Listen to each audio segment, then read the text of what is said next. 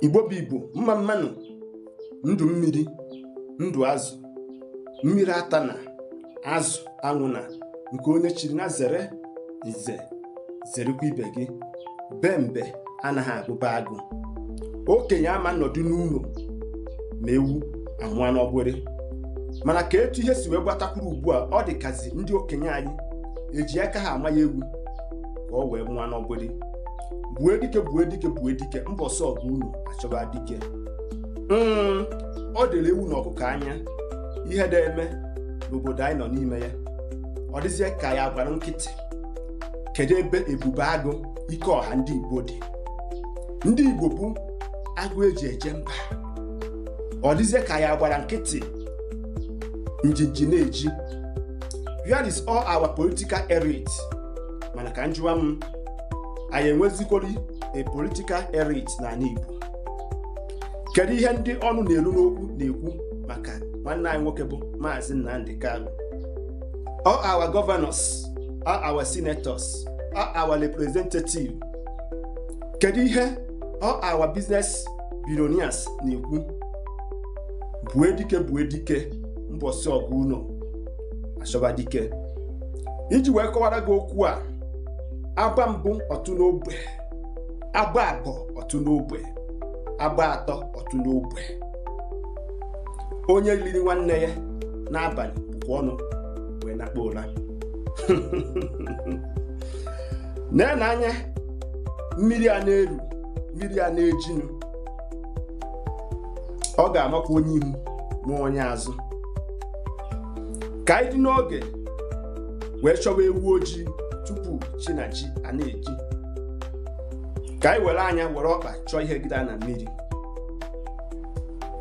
O doro anyị anya na ihe a na-eme Maazi Nnamdi Kanu enweghị ike imenwunye onye ugwu nke eji eme ya onye Yoruba, maka na ọ gbajuwe dọrọ ndị nke ha ga-apụta kwụrụ ya n'ugwu. A sị ewere aka nri wee tinye nwata ihe, ewere aka ekpe wee gụpụa ya akwa. Arịrị na-egbu m. Anyị ejighị enwecha ndị ọnụ na-eru n'okwu. Onye ọbụla ada ndagịrị. I don't care bụ maka onye ọbịa bịa. Ama na ihe ụfọdụ na-eche ka a convince Nnamdi Kanu tupu ọ na-abịa for political solution, but let me shock you. Ihe ga-eme echi niile bụ Monday will shock the whole world. Ọ bụ na unu na-eso Maazi Nnamdi Kanu n'ọtụtụ okwu ọ na-ekwu, unu ga-ama na wisdom is divine, knowledge is a key. Ndị niile ọ kpọsịrị afa ga-apụta for witness. Kedu ihe unu chere ọ ga-abụ? Bue dike mbọsị ọgụ unu achọba dike. Ọ bụ na ọ ga-ekwe mee si provide adequate facility nyere Maazi Nnamdi Kanu, tụpụrụ nkịta ọkpụkpụ ma hapụrụ na n'ọgụ ndị mmụọ, ka unu fụ ka ya bụ ijere chesi wee gba n'ọgbọ echi niile. Maka na mba ụwa onye ọbụla tọrọ ntị n'ala ka ọ mara ihe ga-emenụ. Mana advice m na-enyere gọọmenti nke etiti na nke ime obodo, ọ bụrụ na ọ ji ekwe mee si gbochie mmiri a oge ọ dị n'obu ọkpa.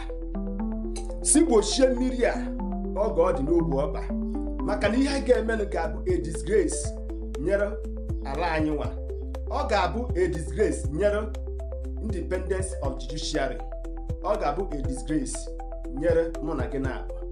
Mana ka m gwa gị nke bụ eziokwu, oge ọ na-esi ike ka ọ na-ebi.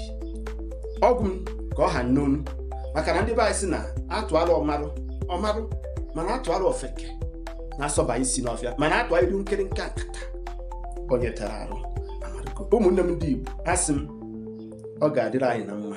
Igbo bụ Igbo, asị m ga-emesịa.